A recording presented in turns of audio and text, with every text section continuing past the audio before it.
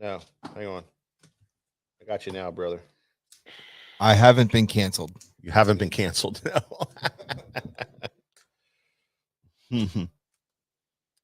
No, you're not canceled. Not yet. Can't cancel cameraman Nick. No. Not at all. Welcome, everybody, to another edition of Tackle Shop Live. GDP is in the house. Coming up in just a few minutes.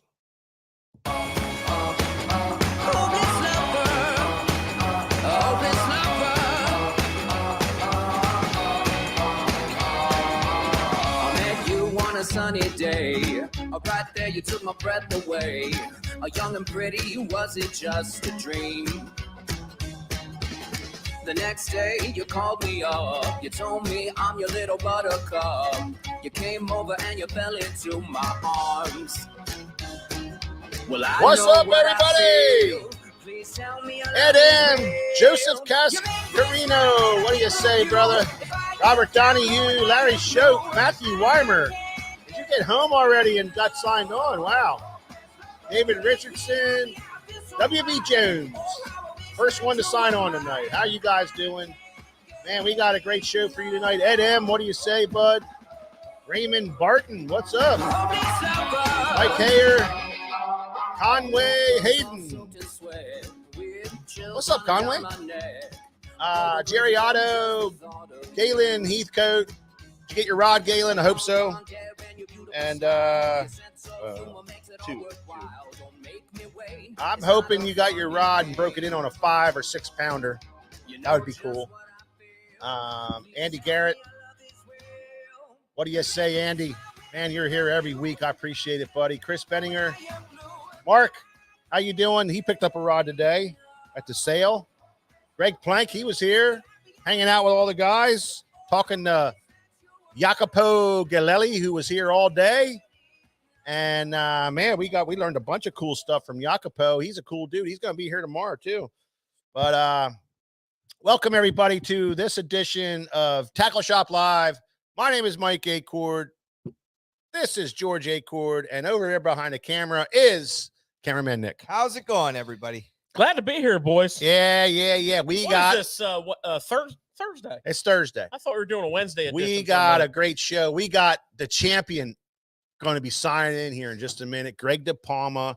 He went out there. He won the Bassmaster Kayak Series. Our very own Greg De Palma GDP. What an unbelievable feat.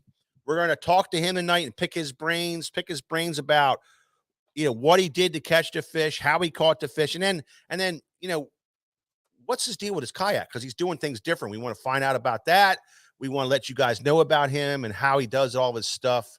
So we're going to get involved with that here in just a minute. I think the key is he's a little fella. I mean, well, that helps out in a little those kayaks. He said he was able to stand on the edge of his kayak, and I'm like, I'll bet. Holy shit, I get to see myself standing on the edge of that kayak. Man, I think I'd be flipping over in a second. Well, I was wondering that, with all these big fish he was catching, did he have any close calls? I mean, no, he said that thing's like solid. Oh, I'll tell you what, man, that one that was on the video, that I don't know if it was wrapped up in a tree or whatever, but yeah, I noticed that one time he had like the rod up in the air and was dipping down like this, and I thought I saw the old craft take a laborious left labor there. He looked so comfortable in that thing, when he was cruising around in that thing. But I don't know. I tell you, if I was standing on the edge of that he said I could stand on the edge of that kayak. I said bullshit. If I stood on the edge of that kayak, it was going over. He's like, I'm telling you can stand on the edge of that kayak. So we're gonna get the lowdown on that here in just a minute. Today was the first day of our Cabin Fever sale. And it was an absolute great, unbelievable day for everybody. We had, I think the Thursday plan went to kind of worked out the way people thought. I mean, we had like the quiet crowd in here this morning. Yeah, it was a quiet hour. It was like, yeah.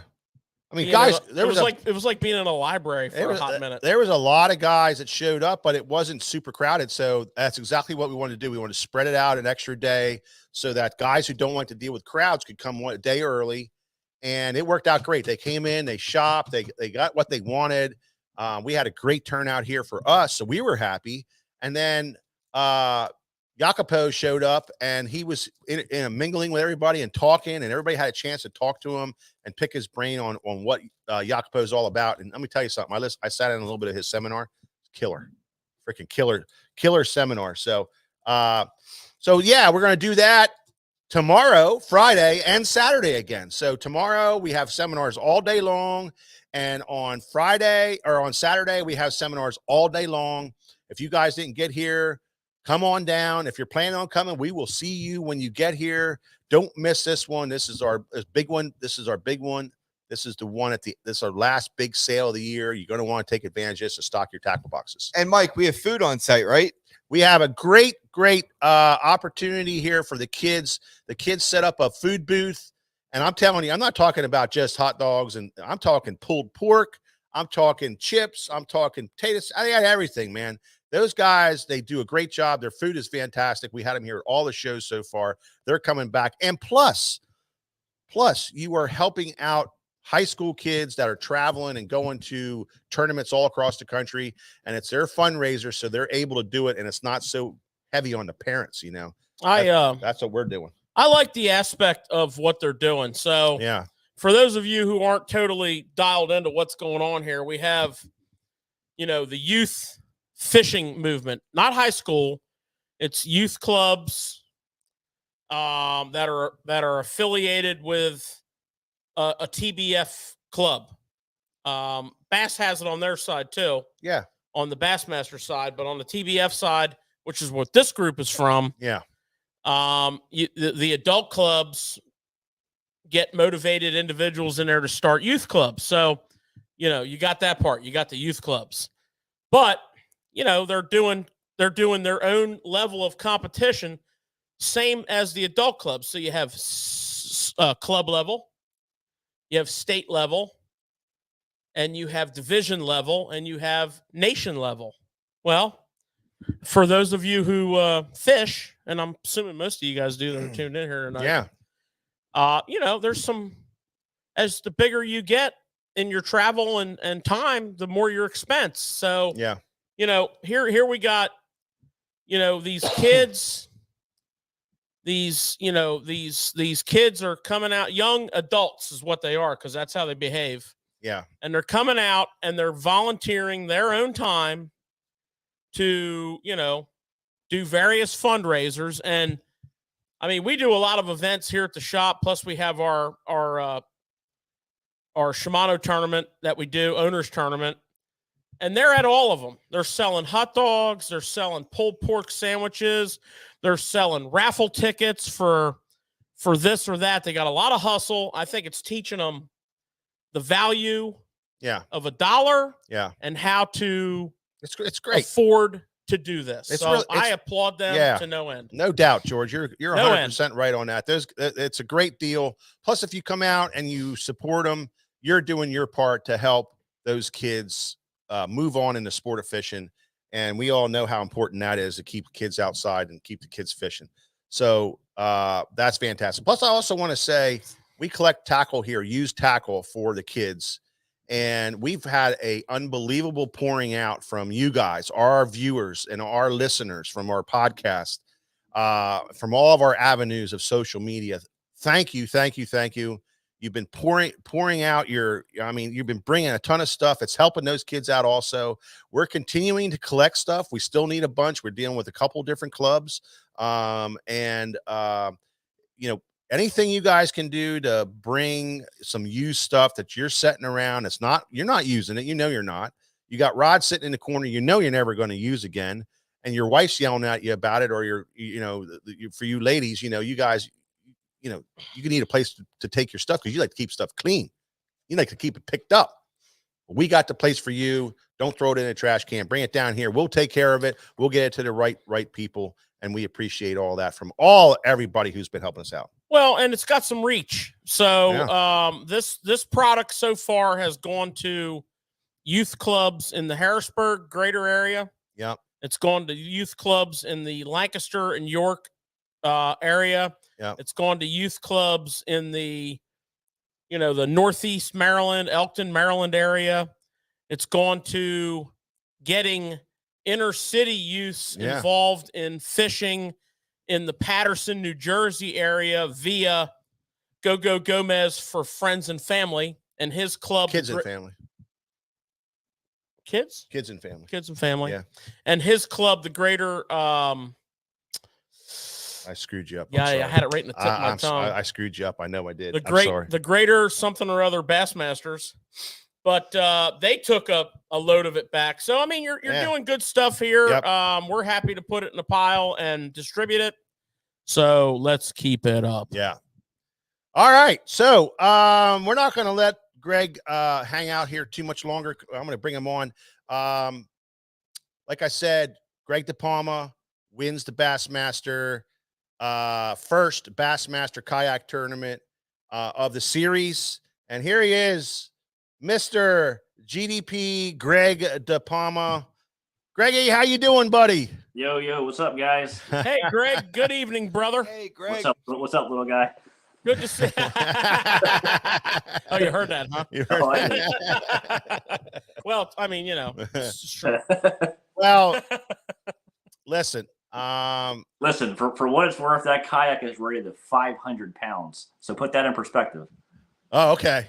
Hey, It is. you're only using 1/5 of it. Well, we're going to get to your kayak here in a few minutes, but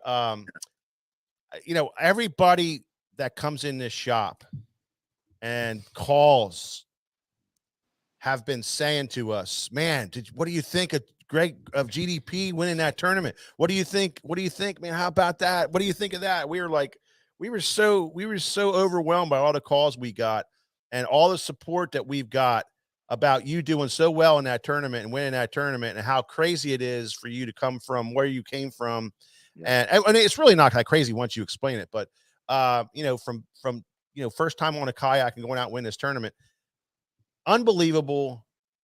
Tell us, how does it feel to be, to go through that and end up a champion in a tournament like that for your first time?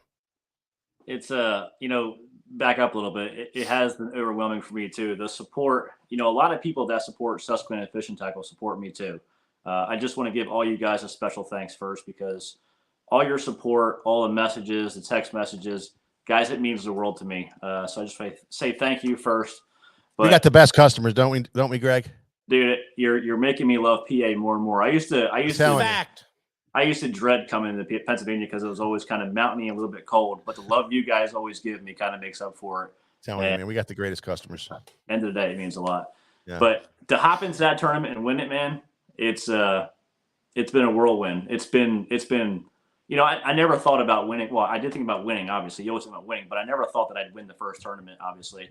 Your aspects are to always try to go out there and win. But it's been a whirlwind ever since then. My phone has been nonstop. I've been doing so many different podcasts for kayak stuff. I had no idea that stuff even existed, as far as that many of them. That's huge. The kayak world has reached out to me and taken me in with open arms. It's been freaking awesome. Great. Well, I'll tell you, Greg. As we've watched it grow, I can remember when the kayak tournament game started and watching it grow. And in the last several years, it's hit a new gear with, what'd you have? 35 boats? Yep. Something like that. Yep. Come on. That is huge. That's mega. And that's only one series. Yep.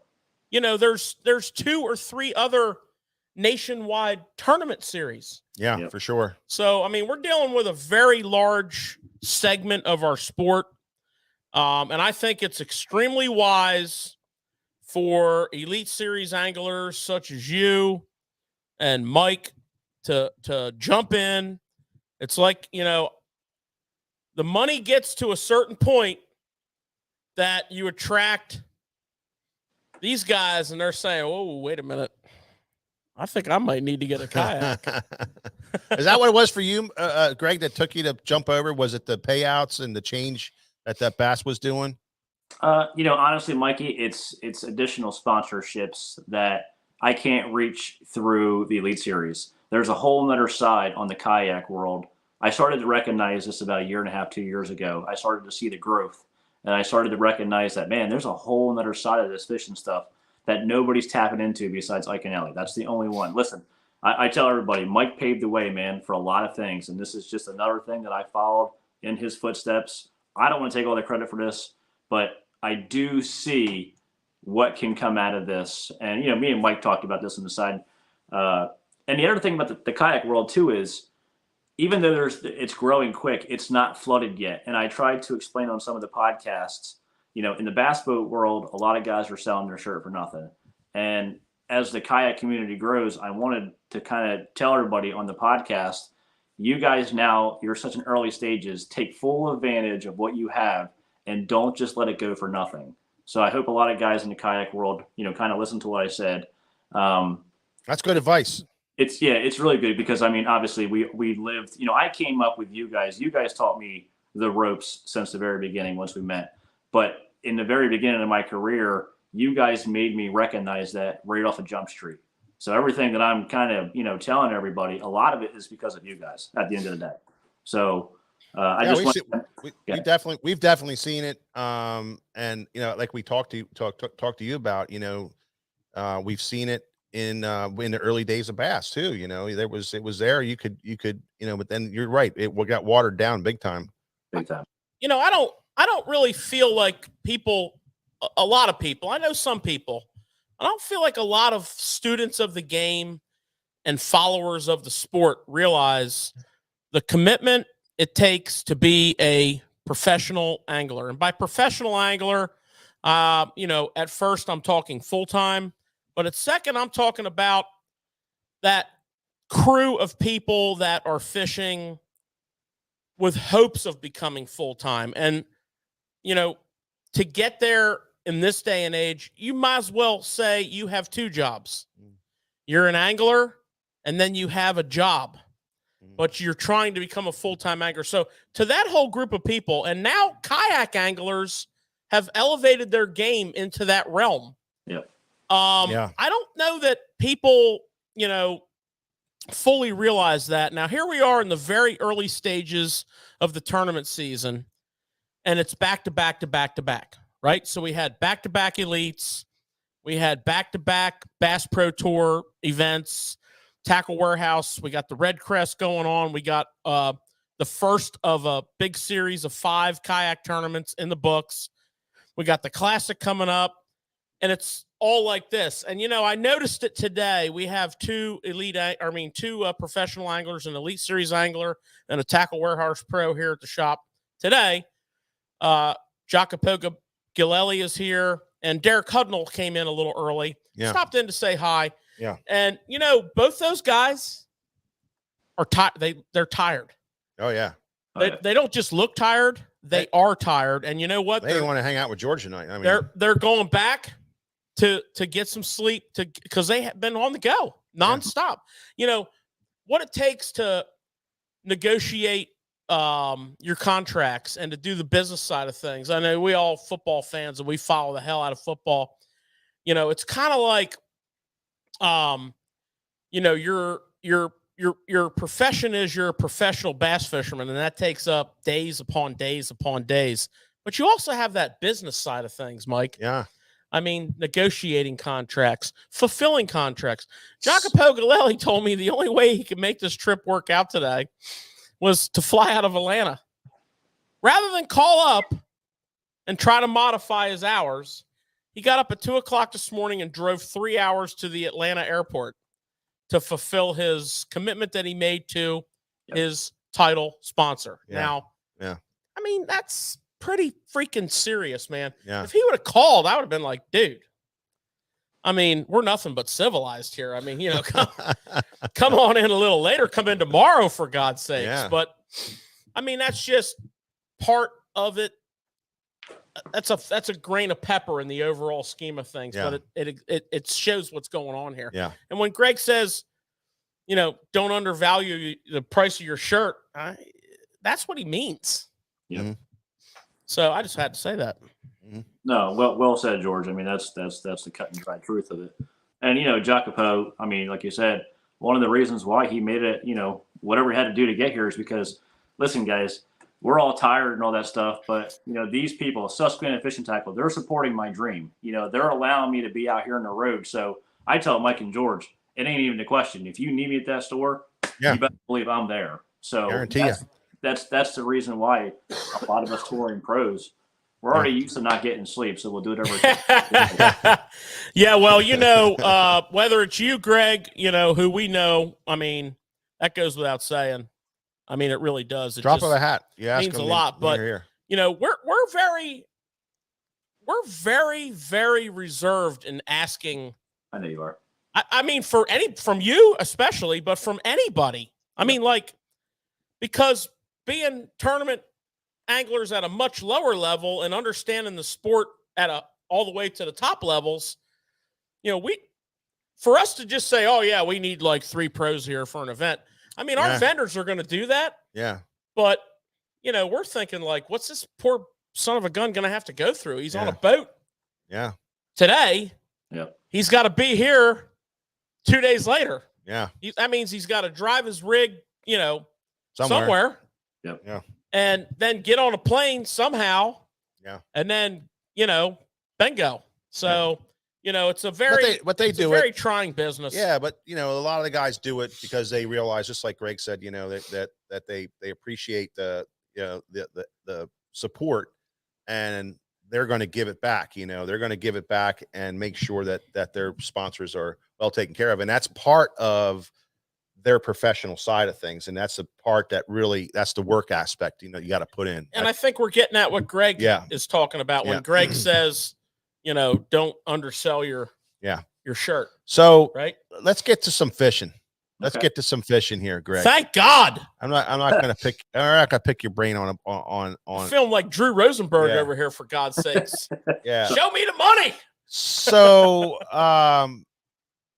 you get yourself packed up, and I heard you took Kelly and your baby with you, which is awesome. TDP. Yeah, TDP. And then you jumped in the truck and you guys went down there. And then so take us from there. What did you do when you got down there? What was your setup, and what was your thought process to get you going in this tournament? Well, because listen, before you say that, you still have to catch those fish to win this tournament. God, I mean, so I don't care if you're in a kayak or you're in a boat, you got to figure out these fish. You got to catch these fish. So what was the setup for you? Everything's tough, man. I left Seminole. I drove 15, 16 hours straight home, picked up Kelly, the baby, the kayak, and I turned right back around and headed towards Gunnersville, 34 hours that way. Oh, Did you turn the truck off? No, I never turned it off. I changed oil while I was driving. Yeah. So I've had experience, obviously, on Gunnersville. Now, we were going there literally the exact same time as the 2020 Classic when I fished it. So I already had an idea where I wanted to start at. Now, granted, a lot of times I've been to places exact same times a year, and they're never the same. Yeah. So this year when I went back there, I went and pre-fished in 2019 before the Classic, and I found these small little ditch areas running back into some of the spawning pockets. And I didn't even have the waypoints. I just know where they were because I remember doing it all. I just remember everything. So I get there and I literally line up on the very first ditch and I throw a swim jig up there. Actually, I was throwing, I have it right here. Here's the trap that I threw in the 2020 Classic. You can see how beat up that was from a Classic. Yeah. Oh, yeah. So I literally went to the exact same spots with this exact same trap, but a new one. And I lined up and I didn't get bit right away. And so I started making some adjustments. Now, the grass was a little bit different. The weather was warmer. The water temp was way higher. We had a full moon coming in. Things were just different, but I can sense that the fish still had to be here. The grass growth was still in the areas that was patchy was still really, really good. I picked up a swim jig, dude, and that's literally what the change had to be in practice. I picked a swim jig up, just a black blue swim jig, and I started catching them. Now, in this area, I never caught any really big ones. I caught some good ones, 3 to 3 3/4, but the mass majority were males, which was a really good sign, I felt like, too, because we're still a week off the full moon, but we're coming into it. We're still in a warming trend. We did have a little bit cooler weather coming for the tournament. Friday night, the low was going to be 36 when the lows were in the high 60s all week. but the water temp was still rising. Now, practice went good. I checked some other areas. I did have some good bites on this one area, but I opted not to go there, and I'm glad I did because Friday, I never even went in the water. So Wednesday and Thursday, I practiced. One in Browns, one in the Goose Pond area, and then Friday, there was a hellacious storm that came through. And I really, truly thought, I was like, man, it's going to do the same exact thing that I did in the 2020 Classic. It's going to get completely mudded out, except for this one little small stretch that I remembered. And I go there the first day of the tournament, Saturday morning. All of Browns was brown. I mean, it was, it was disgusting.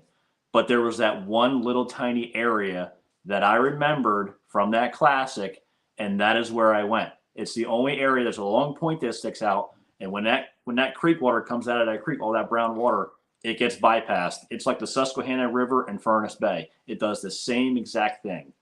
So I go over there. That's interesting, isn't it? Yeah, so I have the idea in my head. I know what the fish are doing, more or less. Okay, I know they're moving up. I know there's going to be areas. So in that little area, there actually happened to be 4 little spawning bays that were in this area. So I almost pretty much started over in the tournament. So I pull in these spawning areas, and as always, guys, because of this right here, Lake Master mapping allowed me to literally, I tell everybody, and it's the absolute truth, I live by Lake Master. Lake Master actually showed me the same exact thing that I was fishing on the other side, but in all these small little coves, same thing. There was contour ditches that ran into every single. So that was the highway. Now, it's not that easy. So day one, I go in there, I'm swim jigging. I end up catching one like 15-inch fish out of the grass on a swim jig. And I'm fishing it all the way through. And the water looks good. It looks the same as practice. Had that real green tint. I'm like, man, not too much has changed. And, in a kayak, you can only bring so much tackle. So I only had limited stuff with me. But I couldn't get in the bite the swim jig. I kind of made a run through all 4 of these little ditch areas that are all lined up. And I'm like, well, I'll make a difference. I mean, this time of year in Guntersville, they bite a chatterbait, right? That was my thought process. I literally fished back up again with a chatterbait. I never got it. Never had a bite. Never even sniff. So my next rod that I had on there was a Senko. So I was like, I'll just slow down, pick it apart. If there's males moving up. I did go through there one, not right there, but I went through a different area in practice. I saw a ton of vacant beds. So a Senko is a great way to catch fish off beds, whether males or female. I started picking it apart. I mean, I fished as slow as possible, dude. And I never had a bite again. So my one last rod that I had back there was a rattle trap, or was, the one I put on there was a lipless crankbait. And I picked up that lipless crankbait. I threw it up the very first ditch, and it got absolutely smoked. And I was like, well, they always say, what, 1's luck, 2's a fluke, and then the 3rd one's a pattern. Yeah. After like 6 or 7 bites almost in a row, I said, wow, this is what it is. Yeah. So that was a difference maker. I had to take that trap. Now here's the other side of it too. I always typically start out with 20-pound test on my rattle trap. That's just what I do. I think it's a way to catch more fish. If you guys came to my seminars this year at Bass Fest, I explained the whole process why I start with 20 on my trap. In practice, a lot of the areas, the water was lower this time on Guntersville. In practice, I had trouble getting the trap through a lot of the grass in practice. The night before the tournament, I wasn't getting them on a trap, but the night before the tournament, I decided to put 25-pound test fluoro on this rod. Wow. Because that's the only way that I knew that I'd have more power to rip, and that's the only way I can keep that bait a little bit higher in the water column. So it's funny how things work out. There's not many times we can think what should work works, but this was one of them times where it happened. But once I dialed in, so one full day of a tournament, me fishing that trap through there, the next day, man, it just made it that much easier because I was completely dialed in. But it did change. One thing that I did notice, where I live in South Jersey, when you're on a warming trend like that, and all of a sudden you get to have a cold front come through, a little bit colder nights, a lot of times in South Jersey, our fish go shallow. There's not a lot of places around the country where I've seen this app before, but on Guntersville, that first day, all them fish that I caught, and it was real cold in the morning, it was foggy, all them fish I caught were from 0 to 1 foot. I mean, shallow. I was literally like, I would get the trap stuck in the grass and bring back a ball, or I'd catch a bass. That's how it came out. So day two, I go in there and I pull into the one ditch was the best ditch, but I pull into the one ditch and I literally am firing up in that shallow water. I do catch one, and I'm firing, and I'm doing nothing. I ended up just going to the next ditches. I get 4 fish, but as I'm heading out of the one ditch, I bomb a cast way out towards the end contour where it turns. I turn the handle, dude, and it goes boom, like right away. So I start whining again. Now I'm in the kayak. This is what got me in the kayak. This is what I had to learn. This is one of the learning curves I had. I had to kayak on constant, with a little tiny Minn Kota motor. It has the same remote that it does for an Ultrex. I had the heading button going up. I had it on 3, which isn't fast, but it was fast enough in that kayak that I could not catch that fish. And I ended up, that fish came right directly at me, and it got right at me. It came right up, and it went, and it just spit the trap out. It was a 6.5 pounder. Oh. And I was like, oh my God, that's going to haunt me for this tournament. I'm probably going to lose or whatever, have a bad finish because I lost that fish. But I got mad for 1 second. I slammed my rod down in the water. I was like, you got to be kidding me. But I thought about it. I'm like, dude, that bite just came off the end contour on the outside of ditches. Mm-hmm. So I started fishing the outside of ditches, dude, and I caught 22, 23 pounds doing it. Wow. That Giants. That miss, even though it was heartbreaking, it literally saved the day. Wow. It was eye-opening. It was. So you had the trolling motor on constant run, not on spot lock. Well, I was in between ditches. Like I said, I was heading out of the one ditch to go down to the next ditch for that one. So all the other 3 ditches that I got to, that's when I backed off. That's on plane for a kayak. he's running and gunning right there. Well, here's your. I want to tell the kayak guys a little secret that I figured out, and I don't know, maybe you guys already know this, but a few of the fish that I caught in practice, they would pull me around. Obviously, when you're fighting them in a kayak, so they pull me around and they would pull me to where I was kind of casting at. So I ended up, when I would approach these little ditches, I got a little micro power pole in the back. I put the micro power pole down. I put the motor on constant on like 2 or 3. And it would lock you straight in one spot. So when that fish bit, the front would turn a little bit, but it would keep it right there because I pretty much had it spot locked. Ah, nice. That's pretty cool. Yeah. So I figured that out. It was pretty neat. That's really cool, actually. Yeah. What's the pound thrust on that kayak troller? I got it right here. It's a little tiny 45-pound thrust. 45-pound thrust. It's so cute. I told Ryan Lilly, I said, you better send me a bunch of them. I'm probably going to break them. Yeah, right. Yeah. Oh, yeah, we know all about that. Yeah. So that was that day 1 when we were doing that? That was day 2. Oh, that was day 2. Day 1 and day 2. I mean, day 1 and day 2, yeah. Day 1, they moved out. Day 2, they moved back out. Moved out, okay. Finally set in a little bit and push some fish out a little bit deeper. Right. But the good sign was day 1, like I said, in practice, they were all males for the most part. Day 1 of the tournament, when the sun finally got a little bit higher, there was this one really good clump of grass just about all the way to the back of the one ditch. And I stood up and I got lined up. I put the stuff down. I threw right to that clump. And I turned the handle, and it was just completely already stuck. And I'm like, I pick up on it. It goes, brrr. I'm like, oh God. So I wind into it and I get it. And it was like a 7-pounder. Good Lord. Yeah. So I get that fish. And listen, I'm new to CPR, catch, fit, release, completely new to this stuff. So here I am trying to hold down a 6 3/4, 7-pounder, and it's doing one of these things with its body. And I got my hand on the phone. It's not easy taking a picture of these. Yeah. No. So after about, 8 minutes of trying to get a photo of that fish, I release it. I stand back up. I throw right to the same clump. I turn the handle, dude, and it's already pulling me that way. And I'm like, oh my God. Wow. So I pull into it and I got it. This was like a 5.5 next cast. I get that fish. I measure it all out. I stand back up again. I throw right to the same clump and it hits the water, dude. And it damn near pulled the rod out of my hand. And I'm like, it was a giant and it just came off. Oh my God. And that was it. It was over. But again, that's what told me too, man, they're coming. That was 3 big females getting in there and moving up. And like I said, I felt pretty confident after day 1 that I can catch some big fish. Wow. So Greg, with all these big fish you're catching, and we kind of talked about it before we started the show, did you have any close calls of almost going in the drink? I would say there's one time I might have 2-stepped for a second, but honestly, never. I mean, it was really easy to stand in that kayak. I literally, when I put that thing in the water on Wednesday and I jumped into it, dude, When I say I jumped into it, I ran and jumped into it, and I jumped in and I turned the trolling motor high and I just took off.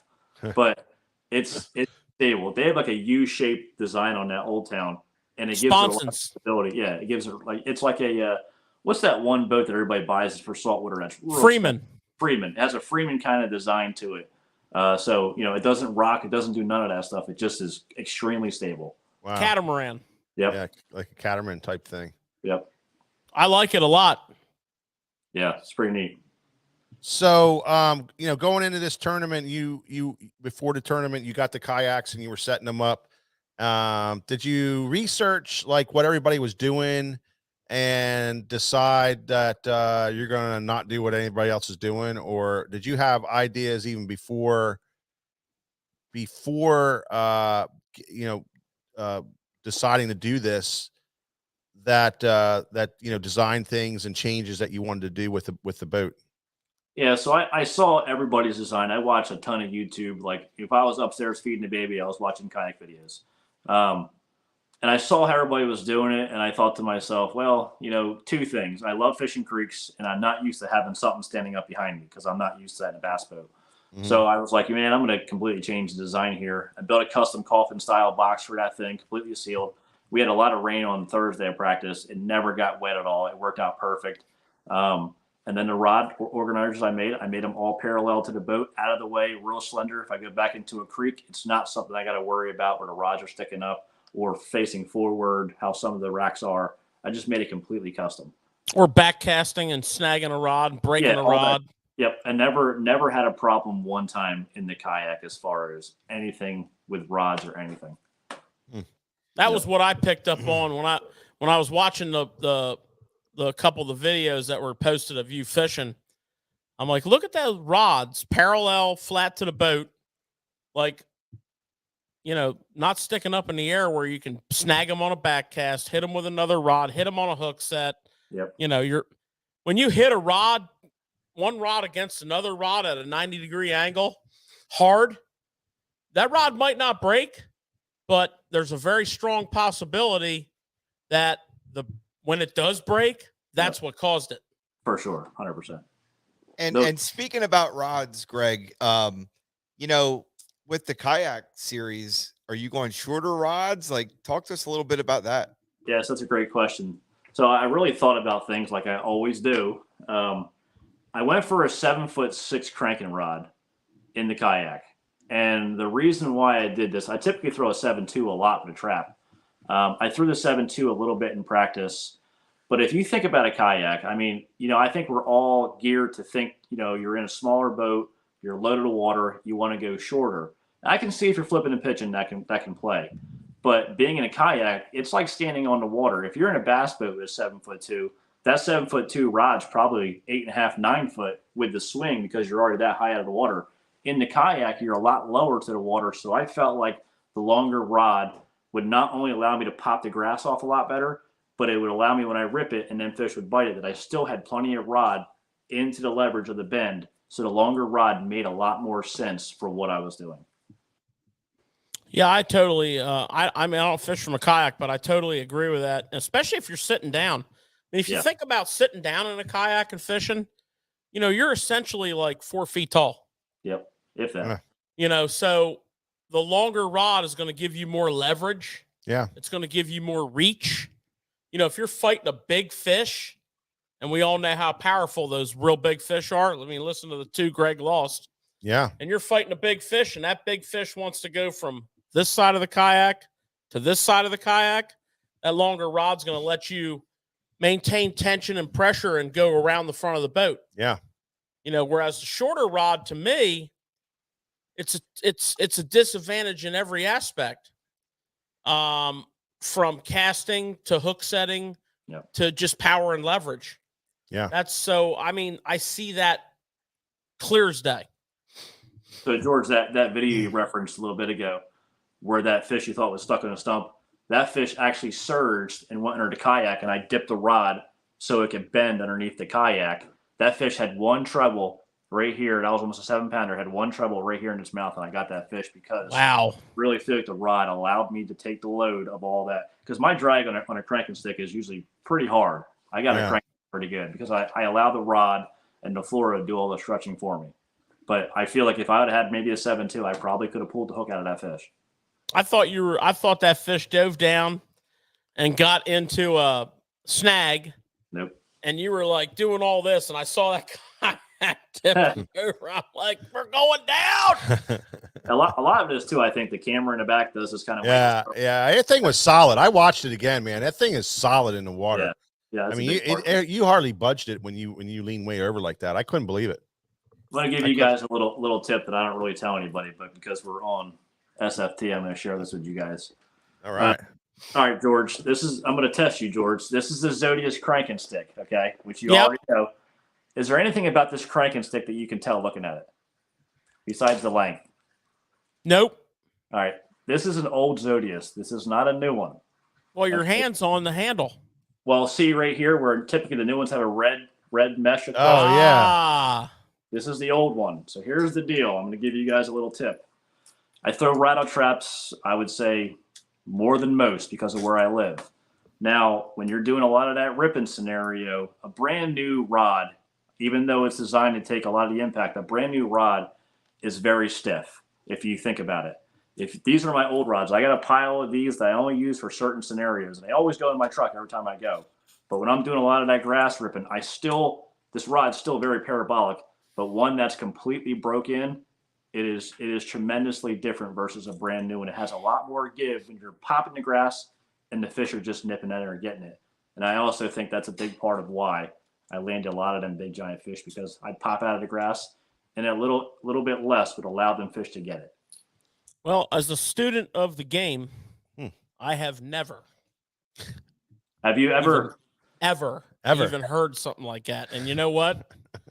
As you're talking and saying that, I'm thinking back on favorite rods. The rod that I yo-yo traps with. Yep. Which is like from the mid 90s. Yep. And when I tell people I use a medium heavy 7-foot graphite fast taper rod, they're like, what? Well, you know what? It's broke in. I don't think it's like my new versions. I'm gonna definitely scout that out. That's I'll tell you what, Greg, all that miles in the truck, I'm glad to see you're not just vegging out. I don't overthink things, but I think things through. Let's put it that way. Yeah, hell yeah, you do. Hey, it's all those little things that, is why you just won that tournament. All the things you just said. I have a theory on why professional anglers can design the best tackle. And I don't care what it is. When you fish like dark to dark 6 days in a row, all by yourself, you're what they call alone with your thoughts.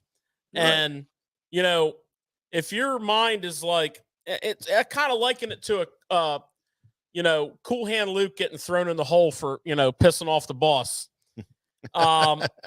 Like, you need to create something that you're going to think about in your mind, and then you need to analyze it from every angle. Yeah. This is why professional fishermen design the best hooks, the best baits, the best rods. Who better? Yeah, they think about that and when stuff. When you're fishing, there's nobody chattering in your ear all dark day to long. dark by yourself, driving by yourself. Yeah.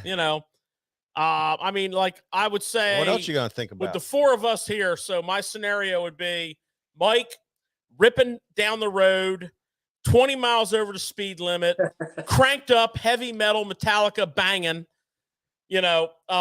Greg is over there like thinking about the tensile strength of a 10 thousandths diameter wire versus an 11 thousandths diameter wire on a hook. And what rod was that was broken in a lot more? I got to get that one that is broken in. I got to get that out of the back of the truck. That's why that happens, Mike. That's why they design the best stuff. And I never thought about that. That's pretty good, Greg. Here's how you know your rod's broken in. So if you guys buy a brand new, especially a cranking stick more than anything, a cranking stick when it's brand new, it makes a lot of creaking and cracking when it's brand new. And that's because it's like buying a brand new truck. Sure. Makes a lot of creaking and cracking when it's brand new. When that rod makes no noise, no matter what the weather temperature is, that rod's ready to go. I mean, this rod right here, I'm not just saying it. I probably have literally caught, I would say probably 800 fish on this rod over the years. This rod is old. But you know, I fish a place to where here in South Jersey, I tell everybody Davis Mill was where I cut my teeth on rattle trap fishing. But it's a place that I've seen the scenarios so many times where the fish are very hesitant to bite, and I have to make them to react to make them bite. And especially in grass, that's a big player. It's a big deal. I just, you guys, it's a big golden nugget, I promise you. Absolutely. Absolutely. Well, Greg, there's a lot of people here saying congratulations. We got Bill McDermott in the house. We got Mike Reinhold, who's a huge kayak guy. Huge. Started a trail, not started, but he extended a trail here in our local area. What was the name of that? Susquehanna, or Mike, you have to tell us what I'm not sure what it's called. Yeah, tell us what. Something or other. Yeah, Keystone Bass and Buddies tournament. JP Harrell's here talking in. We got a lot of guys from Jersey chiming in that are congratulating you. So you brought a bunch of Jersey guys again, as you always do. Thanks. So yeah, there's a lot of guys that are chiming in here to say thank you, and plus to listen to this information, Greg. We are definitely filling up. But while we're at this point, Greg, what we like to tell everybody is if you could take a minute and like and share, what you're watching right now, like, share, and you want to comment, and let us know what you think of the show, what you think of Greg, what do you think of how he's doing things. That'll help us out a lot. That'll invite all your friends in so that they get a piece of this action. But we appreciate that very much. And all you guys from Facebook and YouTube, thank you so much for all your support. So Greg, I got a question. What do you got? So you were out fishing, and this was really the first couple of days that you were on your kayak. Ever. Right? Yep. Ever. So you had all these ideas, and it sounds like they all worked out really well with the setup of your kayak and all that kind of stuff. What did you learn out in the water that you want to change now with your setup that will make you fish better, and kind of get yourself like up to 100% in fishing out of the kayak? Not your ability, but the being able to fish out of a kayak. So there's one thing in particular that I was going to do prior to doing what I did, and now I'm going to actually go do it. Live scoping, obviously forward facing sonar, guys. We all know it's a big deal nowadays. I opted to do a live scope pole that's handheld that you turn. Before I was going to do that, I was going to buy either DD26 or one of them companies that already has the live scope pole on electric foot pedal that I can just drive it and keep my hands on my rod instead of having one hand driving the pole around and one hand holding the rod. It just wastes time when I see a fish. If I can put that thing on one of them things with a bracket and drive the live scope around with just an electric turret, that's the only change I can see that I'm going to make. You have to adapt that to the kayak and do some customization, or do they make one? No, they don't make the actual bracket for a kayak that I've seen for electric turrets. I'm just going to make a bracket, which, won't be hard to do. I'll make it out of aluminum, and I'll just tell you what I got, Greg, that I think would help you out. I still got one of the old Bigfoot trolling motor mounts for the original hand steered trolling motors. Yep. Remember them pictures of like Jimmy Houston and Ken Cook and Larry Nixon, like with one leg up here for 8 straight hours? I wasn't going to say this, but I'm gonna approach Old Town and I'm gonna tell them some stuff, and I'm gonna tell them my feedback, what I think needs to happen, because this kayak stuff is growing so fast that I think a lot of the kayak stuff, even though it's working out really good the way it is, but there's a whole nother side of this tournament scene that I don't think really is geared for the most part towards the kayak scene. And I'm just going to say in a nice way, there needs to be some changes that are made as far as the design of the kayaks. Yeah. With that being said, I don't want to say too much. No, right. And that's what I was kind of thinking, when you were out there, being that you are that little tweaker, if there was things that you thought, well, I have to do this for the next tournament, I want to get this for the next tournament, this will make me be able to fish 100%. You know what I mean? Yep. And that's interesting stuff. So the turret thing, you just have to mount your buttons and be able to step on them, and That'd be that, simple. yeah, that'd be real. Cockpit's like where I'm at. It's pretty wide. I mean, it's a big cockpit from my seat to where my graphs are. It's got to be probably 3 feet. It's pretty wide. Wow. Yeah. Wow. So there is room to do certain things. But the one thing that I'm thinking in particular that I'm not going to say, if you see something new in the future from Old Town, then you know where it came from. Yeah. Now listen, how the hell do you move that big kayak around? I have it on a trailer system. Oh, you do? You do have a trailer? Nice. And there's a whole system too with the layout as far as. Is it your Phoenix trailer? Do you put it on your Phoenix trailer? It's a little bit larger. It's a big. So with the kayak stuff, guys, and I know a lot of guys are curious about this stuff too. They recommend, from what I can tell from YouTube and a lot of stuff, a lot of guys will run their kayaks on PVC, Schedule 40 piping, and I did the same thing. You rig it. So kayaks have scupper holes, basically holes that seep the water in and out of the kayak. But them scupper holes, they're built from top to bottom. So that's the support of the kayak. So you want to run them, PVC pipes right down your scuppers. But on the Old Town, it's actually pretty good because where them scuppers run to where the two catamarans come together to the bow, there's actually a notch there. So I ran my PVC right to them notches, and it actually locks the kayak to the trailer before I even put the strap on to latch it down. Oh, so wow. I designed it to lock to the trailer before it was even strapped. I'll make a video for you guys out there if you guys are interested. I'll put it on YouTube, how I designed it for my Old Town. I thought about everything again. Here we go again. I'm just thinking about stuff, how to do it.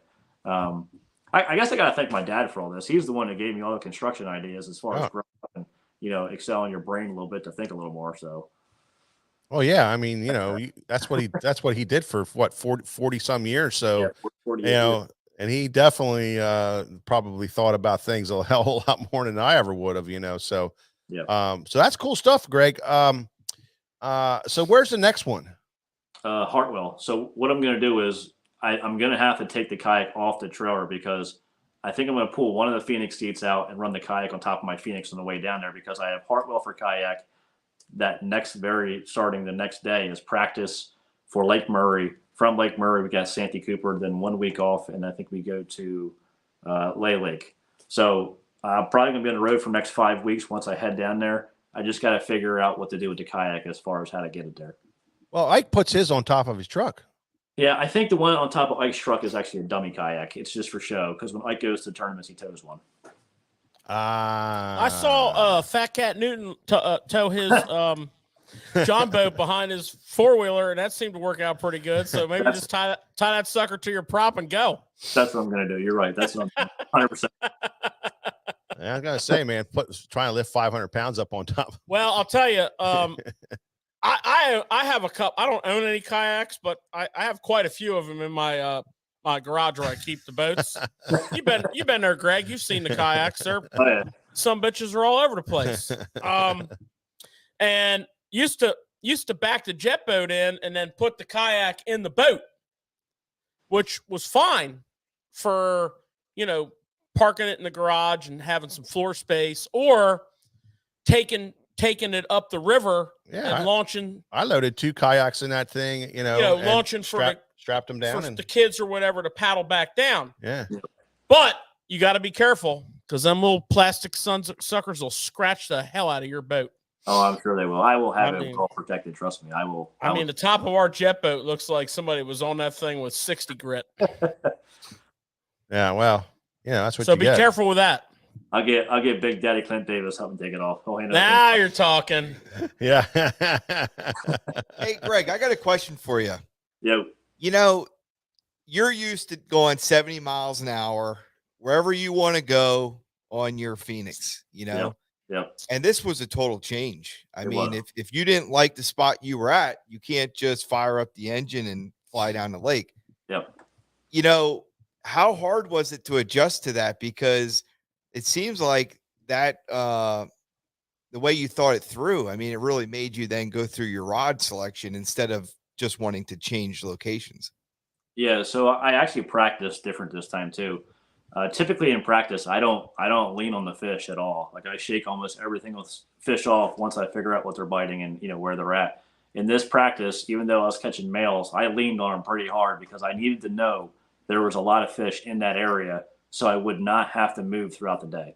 So I kind of practice different. But as far as the kayak is, yeah. So I put the kayak in at Browns Creek in the first day. And I strolled on my graph and it said it was like 4 miles where I wanted to go. I never even thought about it. 1 hour later, here I am still in the Yeah, so that was a little learning curve too, just to kind of, because here in South Jersey, we got, 50 to 70 acre lakes are small. Yeah. I don't think about the distance because I can fly to the other side. Yeah. It's definitely a big difference when you're going 4 mile an hour.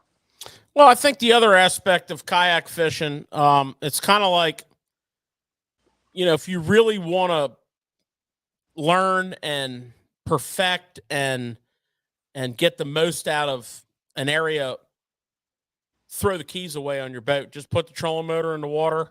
Yep. And just make micro adjustments. And sometimes you learn the greatest amount about that. And I think in kayak fishing, and you may or may not have referenced this, there was a pretty powerful statement you made where you almost indicated that this course of events may have a bearing on how the rest of your season goes on the Elite Series, because you were forced to make that area work or to see if you can get your potential out of it. And, guilty as charged, Your Honor. I mean, many times when it's not happening, I'm like, let's roll. Yep. And we can always come back later, which is a very valid point. But in that time it takes to go and fish 2 or 3 other areas or wherever that turn of events may lead you, what if you stay in that creek or you stay in that bay or you stay on that flat or whatever it is and just literally grind? And, I know myself, I've done it a lot. When Greg said that in his interview, it really hit home, because now you can't put the toothpaste back in the tube. I mean, you're literally going to be at your next elite event on a potential area, and maybe you're going to say, well, let me make this change and go back through there. You're right. Where the power fisherman is like, we gone. Yeah. So is there any validity to that? 100%. After my first pass the first day, I only had that one bite. I probably would have packed up, George, and took off. I learned a lot from this event, no matter how you cut it. Every day that I'm out there, like I truly do learn. But in tournament scenarios, that is where I always learn the most. I was pretty much forced to figure it out, and that's definitely a big thing that I always try telling people in Bass University. There's always a way to catch them. How many times have you guys fished club tournaments and somebody always whacks them? You might be in a small lake and one person's got them. It's because maybe that person's throwing a different line size. Maybe they change one thing bait color wise. There's always a way. And this event really locked me down and made me figure it out. Everybody told me a kayak fisherman's going to make you a better all-around bass fisherman. And I can tell you right now from one event, they're right. Yeah. I can also tell you from interactions with quite a few what I would call serious fishermen who happen to fish out of kayaks. Yep.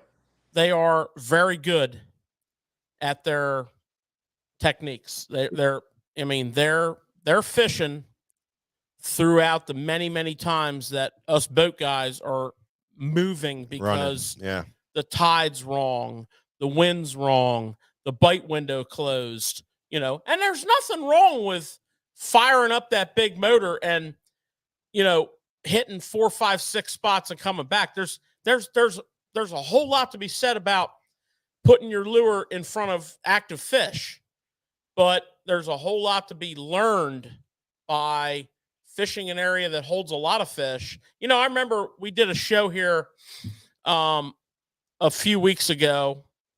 Well, maybe a little more than a few weeks ago. And it was like the last phase of like fall fishing before you go into winter, when your fish are in big schools. And we talked about the progression of catching the most possible fish out of that school, from the most active bait to the least active bait. That little window right there that we're doing out of a big boat is a lot like how kayak fishermen fish all the time. Yeah, you're right. Which is, they're more thorough. They're more They're like surgeons, man. You're right. 100%. You're right. Yeah, I think when I had a call with Greg, we were talking about the show here. That's why I said that's why I asked him. I said, "Do you think this is going to affect the way you fish your Elite Series?" And how did you answer that, Greg? I said, yeah, I think 100%. More or less what George just referenced to. It was kind of eye-opening this week for me too. And I fish a ton of tournaments. I've been around a long time as far as fishing goes, and I probably have learned more this week than I've learned in a long time. Yeah. You kind of had very interesting. You kind of had maybe a reset. You're right, George. That's probably the best way to say it. I had a reset because, somebody gave me this advice a long time ago, and it's probably the best advice I've ever got in my life. If you're ever spinning out and fishing, the hardest thing to do is slowing down, but that's what you need to do.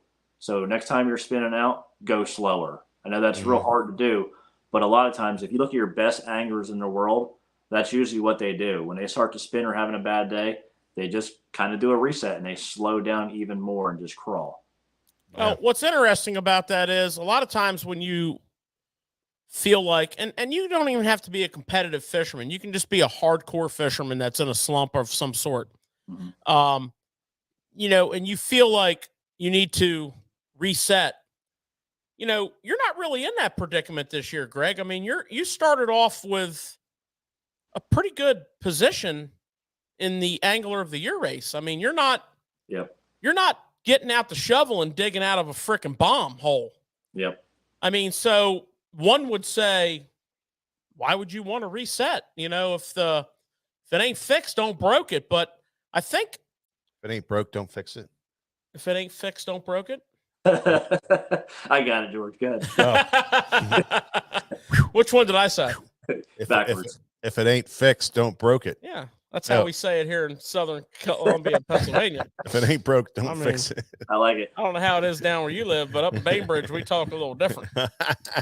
But you might not think that, and I think, and I've experienced this myself in fishing.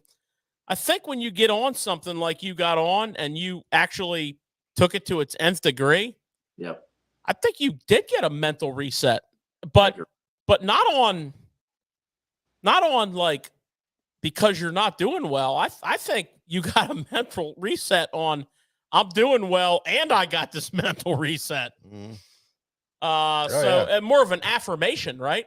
Yeah, that's probably a good way to say it too. I really like it. I like it a lot. So one of our listeners here is asking, Greg, do you think fishing in a kayak makes you stay in one area and figure out how to get them biting again without heading to new spots? Do you think you think it because you're in a kayak makes you stay there? Yes, I can. We all have, I don't know if you want to call them demons, but I had the thoughts in my head about going to that main river area where I had some 4-pounders in practice. But then I also thought of the whole process. I'm in a kayak and it's probably better off I just stay. Almost every single Upper Bay tournament that I've ever won, it's because I locked myself in the grass and never left. Yeah. Amen. Yeah. So, I think what George just said, and I think the kayak, and I thought about all this too, George. Like you said, I was already on a podcast and said it. It really opened my eyes up more than anything, being in a kayak. So if we win some blue trophies this year, I'm going to say probably it's geared towards because I was in a kayak this year. I really can say that now. You mean when? Hopefully, yes. When? Yeah. I don't recognize what that. Keep lining them up. What's the definition of the word if? I'm thinking when. Yeah. Oh, it's gonna happen. So, good question. Yeah, it is a good question, and I think it's exactly what we just discussed. It really you get to that place where you need to be, man. I mean, and I think we learned so much about, I know from my own experiences, like Greg said, the best he's ever done is when he gets in a big grass bed and it locks down. There's really 2 times of the year, though, when that really happens, whether it's grass beds or offshore or whatever. One is pre-spawn spawn. Yes. And the other is post-spawn to the summer transition. And that's when you have in pre-spawn spawn, I'm sure Greg caught some post-spawn fish. You have fish coming in, fish going out, yep, fish hanging out. Summer transition. Think about the greatest offshore bites you've ever had, 2 weeks after the spawn. You got fish coming out. The next day, more fish coming out. The next day, more fish coming out. And that first couple weeks of that is like, when you hear guys talk about, I caught 85 fish on a Carolina rig yesterday, on one waypoint. That's like now and then. That's the 2 times that really stay. But don't forget, you still got to find the fish. You can't just go in, you can't say, well, I'm going into an area and I'm going to stay there and catch the fish that are there. You got to go into the right area. And I think that's where the knowledge of a guy like Greg, has knowledge, understood the position that those fish in. It takes some knowledge to learn that, and I think Mike Reinhold's, question is, you just can't pick a spot on the lake and say, I'm going to grind this out, in my kayak, and I'm going to figure out to catch the fish. If there's no fish there, I don't care how long you stay there. You're not going to realize, what's going on. If you try to say, well, this is what I'm going to do, you got to make sure that your thought process is with what's going on, and you can determine what's going on with that body of water so that you can find a spot that you can sit there and figure it out. Let me add to this real quick. So in bass fishing in general, at the professional level, the one thing, and this kind of adds to what George did say, and I'm with you, George, on this one. Every time I practice in elite event, things always seem to change in them 3 days of practice to tournament day. The one goal that I always set for myself is to always try to figure out where they are going or where they are coming. Mm-hmm. Okay. And the areas that I found and fished, if you look on a map, that's exactly what it is. I did catch post spawn later in that second day. I caught mostly pre-spawn. I did catch one spawning fish with a bloody tail. Every single thing in that system had to go by me to get to where it was going. Exactly. And here's another thing too, and I don't mean to tap myself in the back for this one, but there was a lot of fish that showed up on beds, and I kept myself off the bank and did not bed fish, and I love to bed fish. I did not bed fish on purpose just because the colder weather was coming in. I've been burned so many times by Mother Nature, I opted not even to bring the kayak up to the bank. So that was hard to do, but that is, especially when there's some big giants up there.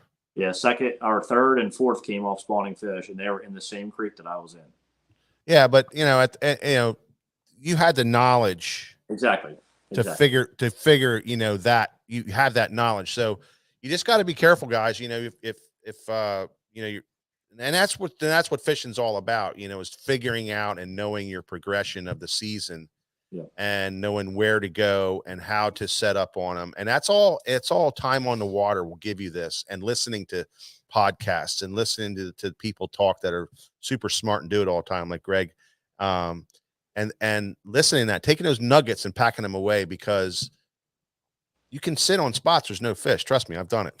And Mike, I've done it a lot. The cool thing is too, also when you're out on the water, like you're saying, remember what you've seen, because he knew where there was going to be cleaner water. Yeah, when a situation like that came up. Yeah, you got to be able to recall all that stuff. I'm sure that's exactly what Greg's saying.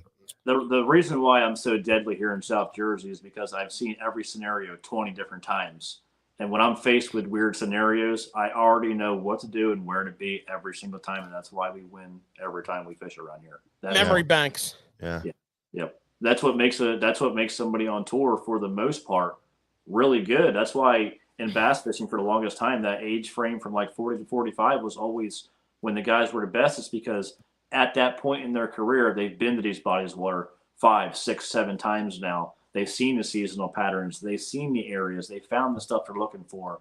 They know how to bait moves. They know how to fish move with it. It's all that stuff compiled together, and that's what truly makes a professional really good.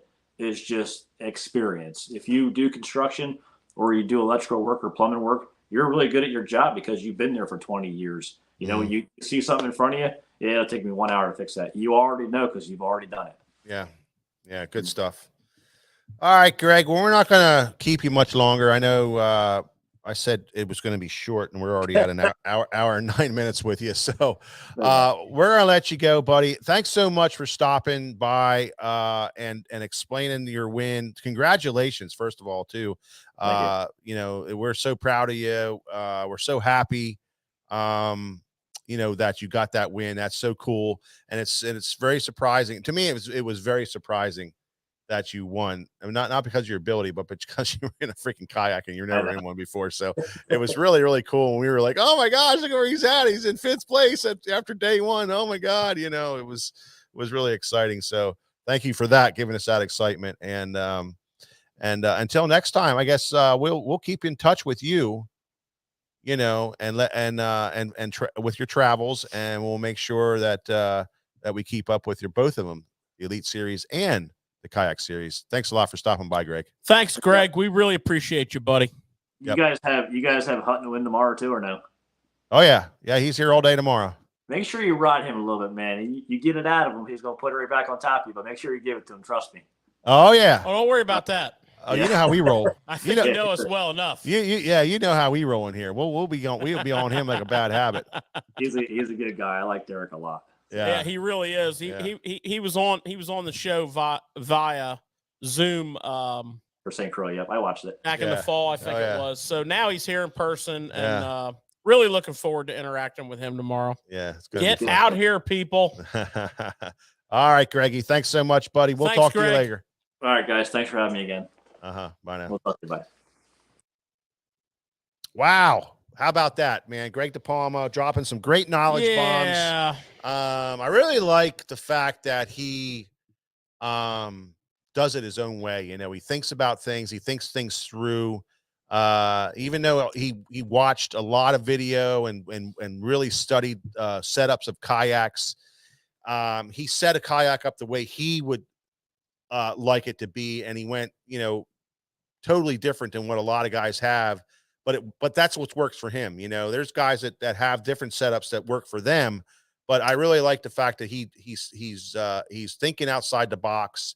He's definitely trying to set a kayak up so that he can fish and attack these tournaments 100% and not have to worry about, oh, I wish this was like this, or I wish that was like that. I guarantee you, the next tournament, the things are going to be 100% on his boat. You know, he's going to have that all figured out. So really cool interview there. Really great. Good stuff. Yeah, absolutely. So we're going to cut things short tonight, but first we got a couple more little things we want to do. We're just not going to do the 2-hour thing. We got to get up super early tomorrow to come in here for the show. We got a lot of setup we got to do early. So we want to get home and get a decent sleep. So we're going to jump into some tackle talk and kind of roll through some stuff that we think is important for you guys to know about, and we'll see where it leads us, and we'll go from there. So right now, this is our section, and we like to call Tackle Talk.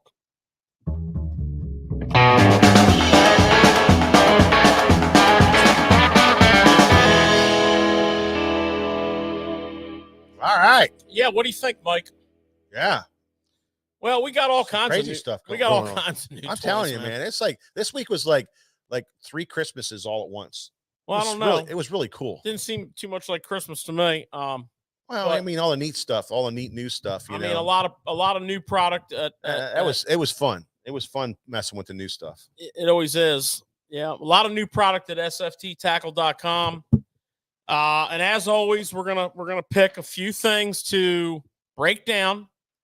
You know, that are really got our attention. First of all, we're going to talk about a new version of the Daiwa Tatula Elite rods. So those are the silver rods for those of you who don't understand what the Tatula Elites are. It's a silver. You've seen them, you know, the pro designed, they have this huge pro staff of touring professionals. All signature series rods. They asked them all to design something. Yep. Mhm. Create, and some of the pros on their staff have 2-3 rods, Mhm. 4 rods. Mhm. Some of them have one rod, but what have you. There's like 20, A bunch of them. 6 or 7 gotta- in this new series because they added Patrick Walters to their team. Yeah, jerkbait master. Well, he had to design his rod. Yeah. So he designed a jerkbait rod. Yeah. Which is a little longer than the other jerkbait rods. Mhm. For example, the Seth Fodder rod. Yeah. And he designed a big worm rod, for Texas rigging, Yeah. some big plastic. So they're really nice. I'm going to show you a couple.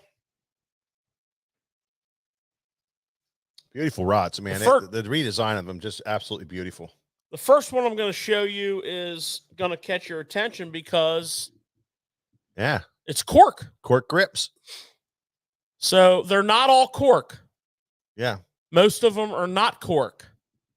But some of the pros wanted some of their signature series rods to have cork handle.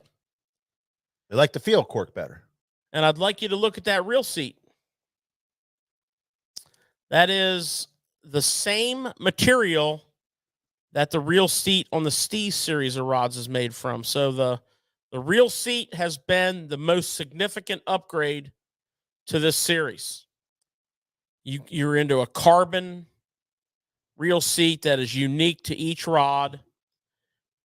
Some with cork. You have, the graphics are much different. They're awesome graphics. They're almost etched into the finish.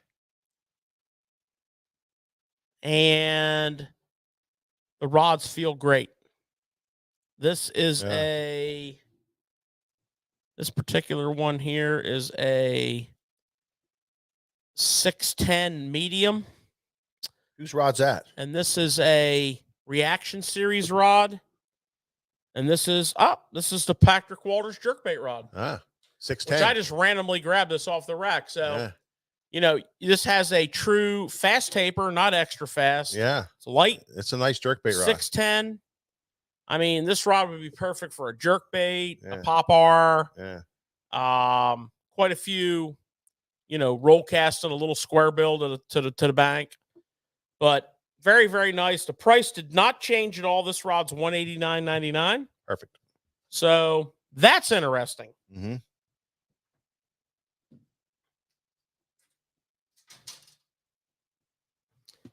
Here is what's up, Johnny Cop? Split grip. Traditional Tatula Elite, high density EVA foam, split grip. The same reel seat. This is the 7.4 big top water / swim bait / bladed jig. Randy Howell. That's like his all-purpose rod. I'll tell you, for a 7.4 rod, this rod's light. Yeah. So that's to show you the other handle. Yeah. Okay, EVA foam. 7.4 medium heavy. Is it Gustafson or is it one of the brothers that's with them? Johnson. Yeah. He has some rods. He has a spinner. His spinning rod is and I don't think we got it. I think it was one that was on back order, but his is a cork grip too on a spinning rod, which is pretty cool. Yeah, he has a couple different rods in the series. Yeah. So here we have a 7.3 shaky head, small swim bait, drop shot. Spinning rod. Randy Howell. Show you. I chose that to show you the spinning reel seat. And that's new. That's different. All the reel seats are new. They're all carbon. It's the same reel seat that's being used on the Steez rods. Yeah. As opposed to the. It feels different in your hand too. That's a totally different design. Yep. Yep. Yeah. It feels really good. and this rod is 7.3. Yeah, So quality guides. The AGS series of Tatula did not change, so you can still get the AGS series the same as what they were. They didn't do any upgrade on that. They're going to keep that in line. It's still silver. It's still that same traditional color of the Tatula that's always been. The newer ones are just I think they're beautiful, man. It's like a grayish kind of color. Like George said, the graphics on the rod is really cool. The handles are a lot more comfortable. I think they even changed the balancing points possibly on them. I don't know. They just feel different, you know. Great job. Great job, Daiwa. They did great on that. yeah, good stuff. Yeah. Sims is next. Mm. And they have slightly upgraded the Challenger rain suit. And when I say slightly upgraded, slightly. The Challenger rain suit, as we've talked about numerous times on the show, is a spectacular rain suit. Phenomenal.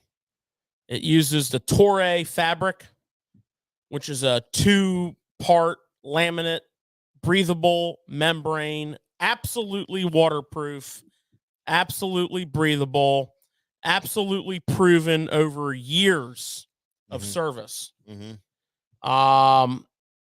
You know, would they come out with some new colors? You know, they always come out with new colors. Yeah. They changed some of the pockets. So the one I'm going to show you here is called Regiment Camo Carbon.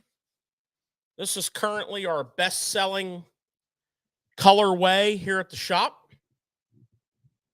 So you have the carbon, you know, black camo. You have a Sims hit, and the Sims hits are very reflective on these, which actually is a safety feature. You have a Sims hit on the hood. You have a Sims hit on the back. And the new chest pocket is a upgraded waterproof zipper. And one thing I really like, microfiber sunglass cleaning cloth built in. Love that. Now, come on. I love that. Now, come on. It's right there. How many times You're looking for it. You're trying to you find need it. to clean your glasses? Yeah. And you're like, the cuff system on this garment is a very simple Velcro. There's a reflective Sims hit on the left sleeve. I would just like to say, from my personal experience with the Challenger suit, I mean, like, good. Literally, without sounding stupid, 10 out of 10. Yeah, George never got wet, and never. Michael Bradley, yes, there is there is at least one I know of spinning cork in the lineup of the rods. Yes. There's not many spinning rods. There's not. I think there's only one with cork, and I think it's that Johnston brother who he has it's a little longer rod. I think it's like a 7.6 possibly. You doesn't have to call me Johnston. Yeah. So the Sims Challenger 2023, there is a slight price increase over the previous garment. They were $199. These are $229 a piece. And I would like to put it out there for those of you who are into the Tackle Talk segment. You know, we are having our Cabin Fever sale. And I'm just going to let you know a couple things about Sims rain gear. The 2022 garments in the Challenger suit, which we have quite a few left over, which we love, which are basically the same garment as 2023, except for the colorways in that pocket. 25% off. Yeah. 25% off. Get down here. Okay. There is some specials on CX also. So I'm just saying. Yeah. Yeah. Yeah. Huh? Yeah. Perfect. So the last thing I have for you on Tackle Talk, and I think you guys are going to enjoy this. It's a hook company that Mike and I became aware of a couple years ago when we got involved with Nomad. Yeah. Because Nomad hooks all their baits with BKK hooks. Mhm. And we have an awesome relationship with our BKK rep, who is here for the duration of the sale, who is a very awesome fisher, big time kayak guy. Big time kayak guy. And Catches muskies in kayaks. Jacopo is here courtesy of BKK. It's actually Jacopo. He told me. His close, dearest friends call him Jacopo. You said Jack. George said. I called him Jack George, earlier, man. I'm just going to go with Jack. What's up, Jack? Well, Yeah, whatever. But he laughed.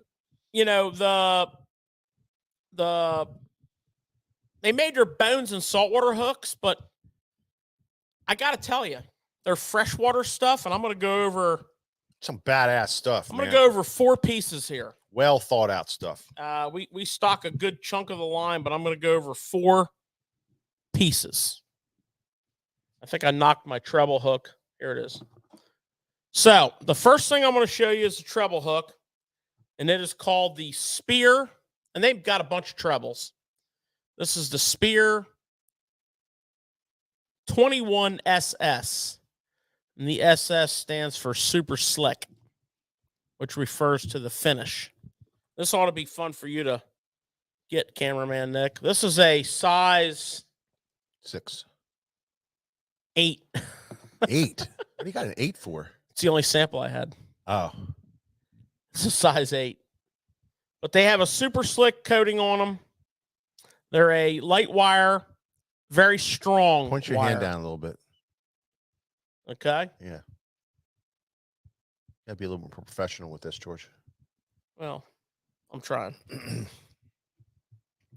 Next up is, I think, the coolest hook in the line, and it's called the Titan Diver. So you have got a lot going on there. It does, and I'm going to go into a little more detail here. You have your belly weight with a blade, okay? Blade is attached with a little split ring kind of doohickey that you can remove. But you see this piece right here? That little silicone. Check this out. So after you rig this up, so you're gonna screw this. I'm gonna get a smaller bait so we can maybe see it a little better. Got a pack of Reaction Innovations. Shiver Shot. Very underutilized bait. Mm-hmm. So we got the traditional screw lock. We're going to thread that into the head of the Shiver Shot. Okay. Thread that up on there like that, Nick. And you can kind of hold the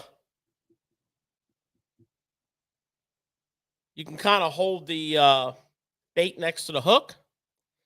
And you can see that your hook wants to go through right here, right? So you're going to do a 90. You're going to come straight from bottom to top. Right? And here's the cool part. Take your little neoprene keeper, slide it up underneath the belly of the hook. Okay, it's going to really help your bait if you're skin hooking. Stay weedless. It's going to really help your bait from being pushed down the hook shank. This is called text-posed rigging. I'm telling you right now. That's pretty sweet. Now. I like the size of it, too. A lot of times those things are so big. Thank you. Yeah.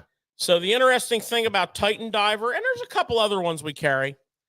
This is a 1/0, 1/16 ounce weight. Yeah. For a little bait like this Shiver Shot. Yeah. Huh? Yeah. Come on with it. What do you think, cameraman Nick?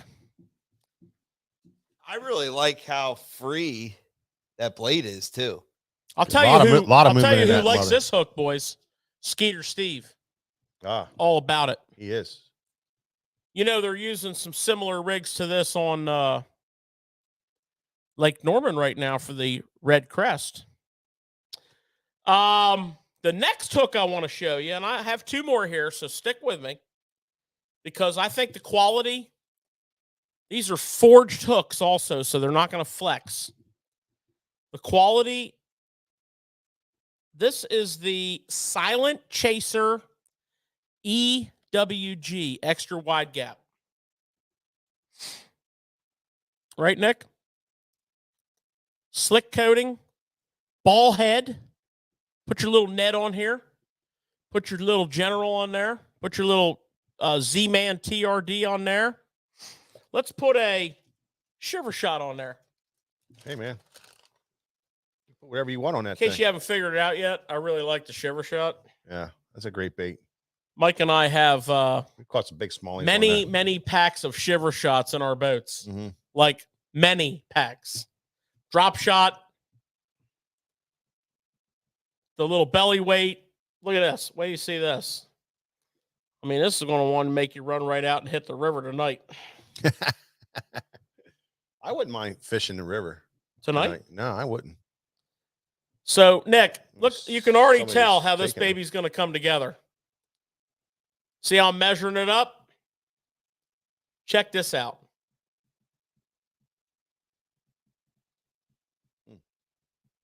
Mm-mm. Oh, my. Love that. Huh? Look at that thing, man. Huh? That's special. That's what I really like about this company, man. I mean, look at quality, this. freaking quality. And they thought about the guys, you know, everything else out there has such huge hooks in it. Imagine that thing on the bottom there, Nick. It's like a feeding minnow. One of the cool things too about that one there, because Ben was talking about it before the show, on the side of the head of the weight head, it actually tells you What weight it is. what weight it is Wow. and all that good stuff. Wow. Tells a lot of people that. Not everyone. George can't see it. You poor blind bastard. I recommend keeping the packaging because, you know, this is going to get dinged up. Okay. This might sound like a great idea for all you young guys out there, but I got news for you. This fucking, sucks. Excuse my French. That's just because you can't see it.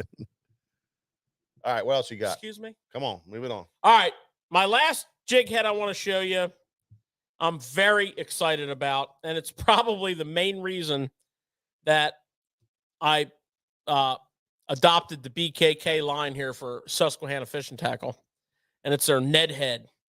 Again, it's in their Silent Chaser series, completely designed by my buddy Jack. Jacopo. Size 1 hook. This is a 16th ounce. This is your very, very traditional Ned head. But I only fish weedless Ned heads. The only time I fish open hook Ned heads is when I'm up north.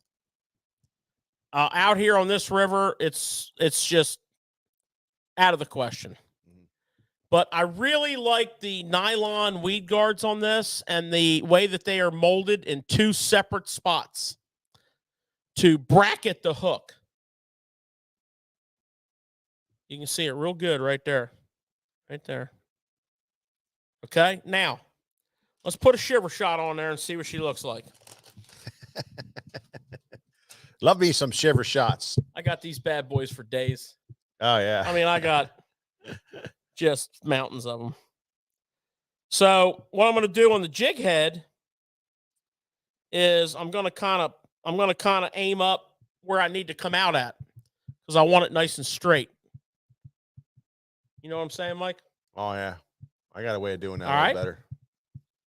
So now that I have a ballpark where I want to come out at, especially with this bracketed weed guard, I don't really have to do much with that. I just kind center it up. You really want this stuff straight. That's so important, you know. When you rig a plastic on any hook, if you don't have that thing straight, you just might as well, you know, I don't know. Just, Look at those keepers on there, boys. One up, one down. Look, we're going to put this thing home.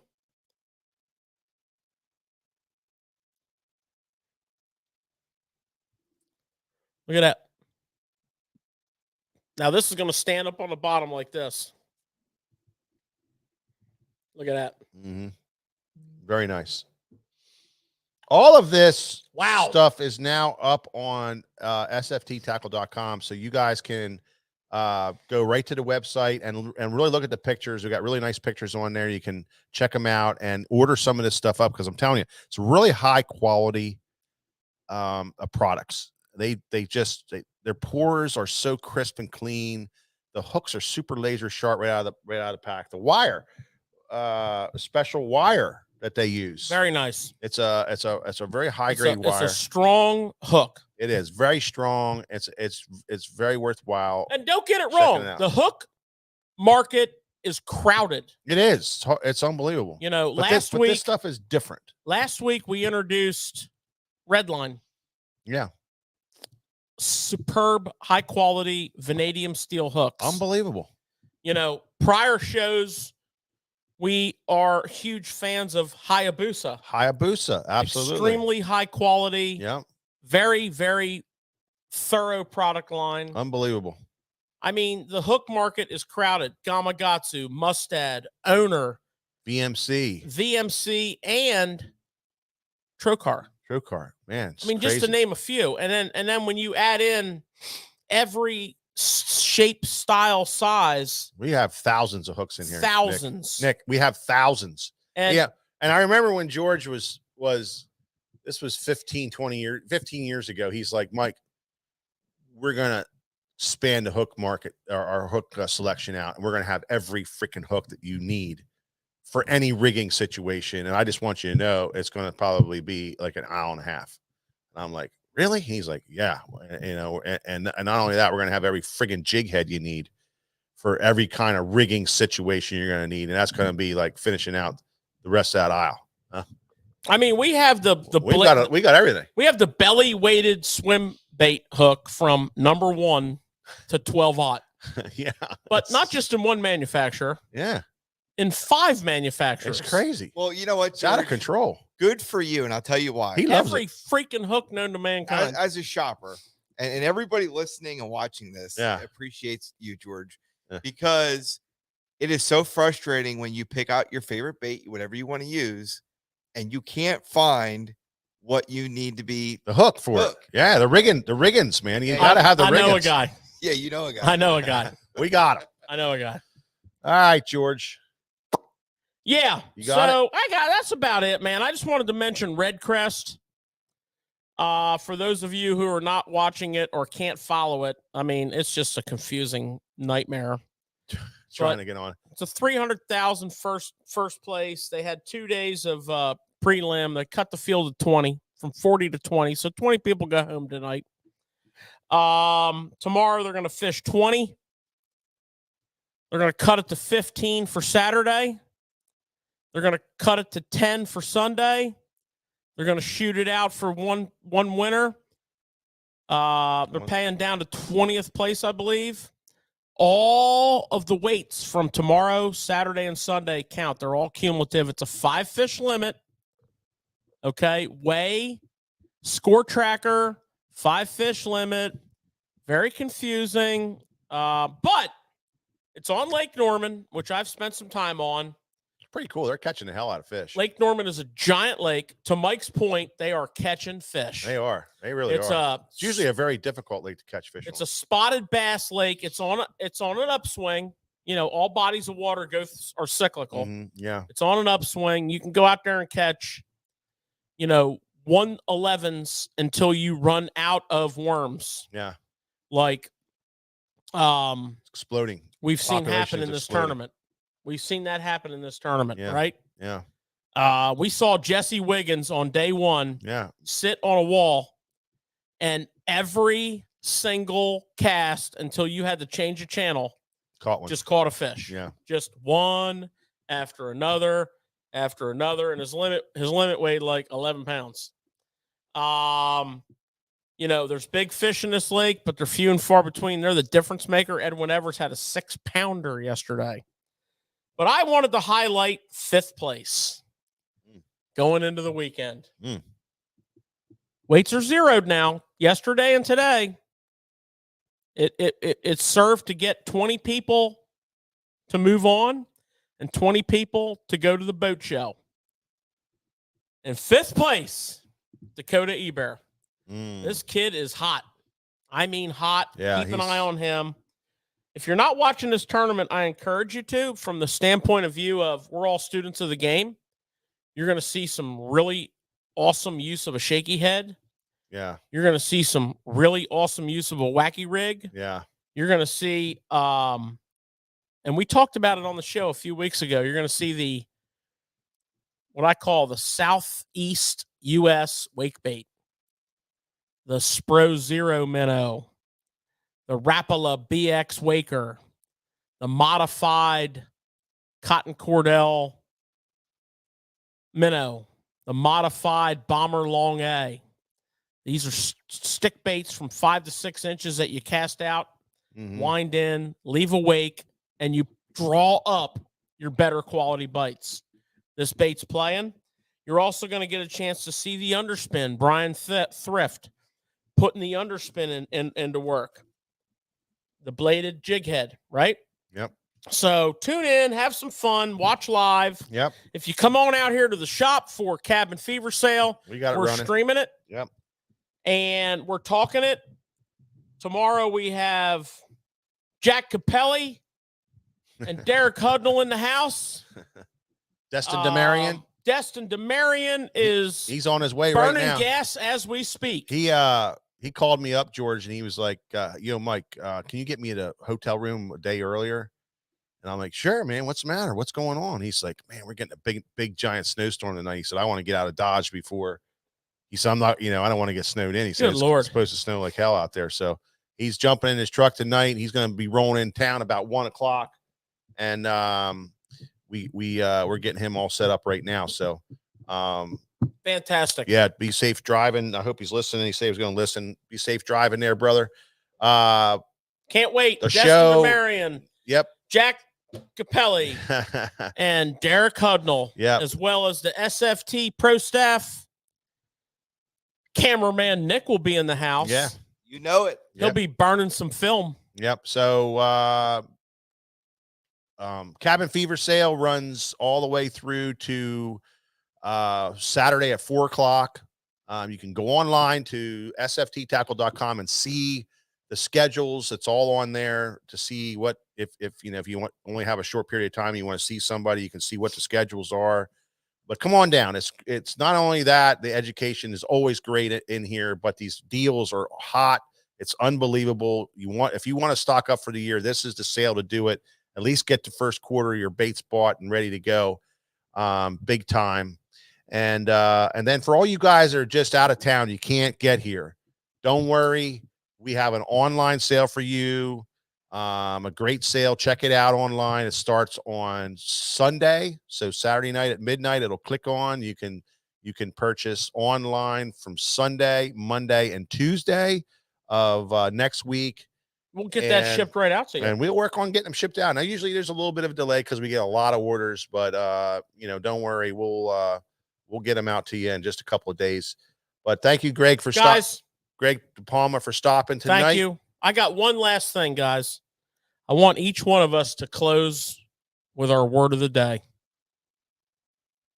Oh. What's one word in your head for your word of the day? Hang on a second here. One word. I got to apologize to somebody. John, I know you're listening. He said he's going to listen. I kept calling him Mike yesterday. His brother's name's Mike. And I was saying, Mike, hi, man. How you doing, man? Mike, what's going on? And then he left, and I'm like, what the hell was I doing? It's John Mike. I'm going to call you John Mike. That's fair. John Mike. Thanks for watching, brother. Word of the day? Go ahead. Windbuster. Oh, yeah. Word of the day there, Nick? I'm blank. That's 2 words, Nick. Wait. You want to go with I'm or blank? Probably blank. Go ahead, Mike. What's your word of the day, Mike? Ciao. As in C-A-I-O? Ciao. That was a good one. Uh-huh. That's Italian for see ya. Hey, man. C-A-I-O. I don't know how you spell it. Yeah. Well, there's also chow, C-H-O-W. What's that? Eat. Oh. And on that, listen, thank you guys so much for watching another great episode of Tackle Shop Live. And I hope to see you this weekend. And we will catch you next week at 7 o'clock. Ciao.